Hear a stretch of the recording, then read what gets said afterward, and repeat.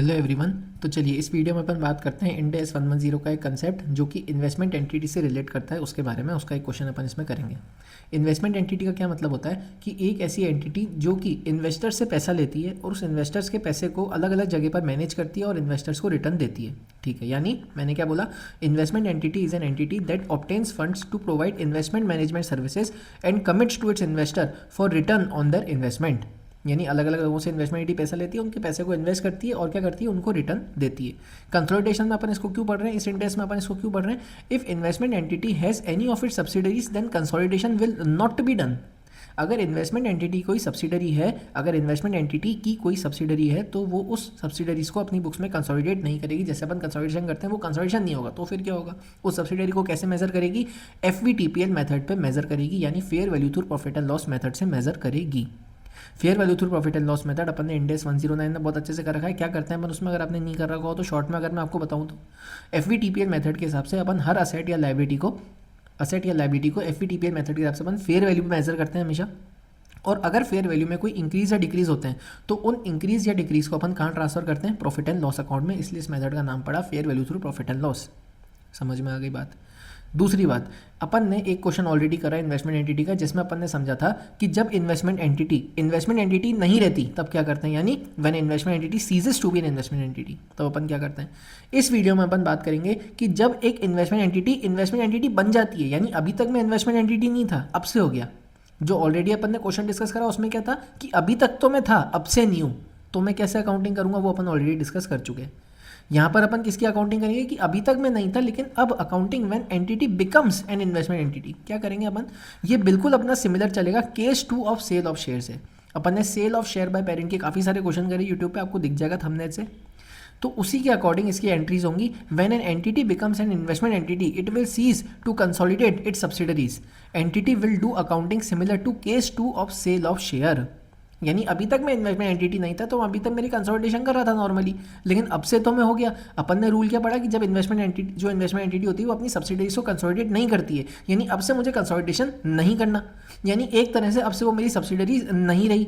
तो जब मेरी सब्सिडरीज वो नहीं रही तो मैं कौन सी अकाउंटिंग अप्लाई करूंगा, मेरी case 2 of sale of share वाली, जिसमें अपन क्या पढ़ते थे, जब हमारा सेल ऑफ शेयर की वजह से कंट्रोल चला जाता है, जब हमारा कंट्रोल चला जाता है सेल ऑफ शेयर की वजह से। याद है इतने सारे अपन ने क्वेश्चन करे तो उसमें मैंने आपको बताया था कि 80% का मैं अभी तक मालिक था, मैंने 60% बेच दिया, यानी मेरा कंट्रोल चला गया। तो उस केस की सिमिलर अकाउंटिंग इसकी होगी। कैसे होगी, derecognise net assets of subsidiary including goodwill.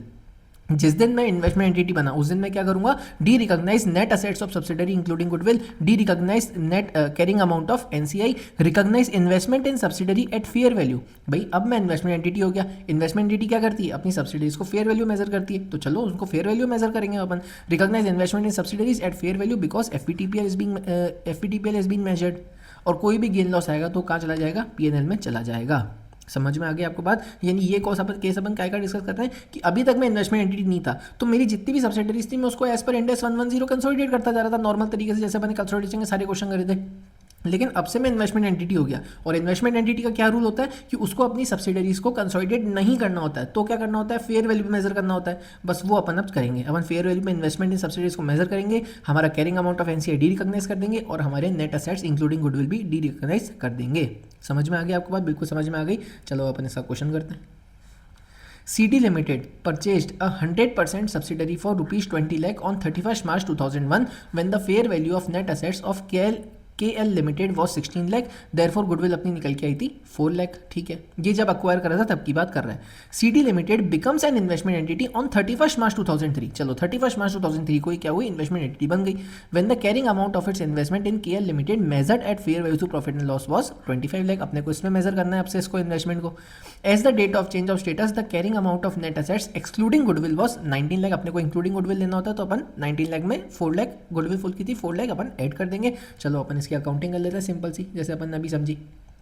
Derecognise कर देंगे नेट असेट्स इंक्लूडिंग गुडविल। कितने के नेट असेट्स, अपने को नेट असेट्स कब के देखना है, हमारी जब अपन इन्वेस्टमेंट एंटिटी बने जिस दिन, 19 लाख प्लस इंक्लूडिंग गुडविल लेना है अपने को 4 लाख, 23 लाख, वो एक्सक्लूडिंग गुडविल है 19 लाख, अपने को क्वेश्चन में दिया हुआ है। NCI इसमें कुछ थी नहीं, क्यों नहीं थी, क्योंकि 100% सब्सिडरी थी वो हमारी, जब वो 100% हमारे पास ही था उसका तो NCI था कुछ लेना देना ही नहीं है, NCI 0। Recognise investment in subsidiary at fair value, यानी हमारी 25 लाख क्वेश्चन में दे रखी है, कोई भी गेन लॉस आया वो पीएनएल में चला जाएगा। चलिए एंट्री क्या होगी इसकी, इन्वेस्टमेंट इन सब्सिडरी अपन ने रिकॉग्नाइज करा, अपन ने एक इन्वेस्टमेंट रिकॉग्नाइज करा बुक्स में, यानी डेबिट एंड असेट।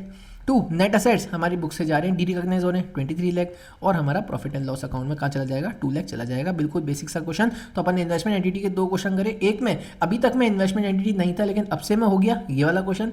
अभी तक मैं इन्वेस्टमेंट एंटिटी था लेकिन अब से नहीं हूँ, अपन ऑलरेडी डिस्कस कर चुके हैं, आपको थंबनेल से पता चल जाएगा, ठीक है। और ये पीडीएफ आपको टेलीग्राम चैनल पे मिल जाएगी, सब्सक्राइब कीजिएगा, सपोर्ट कीजिएगा, कोई डाउट हो तो आप पूछ लीजिएगा। Thank you so much.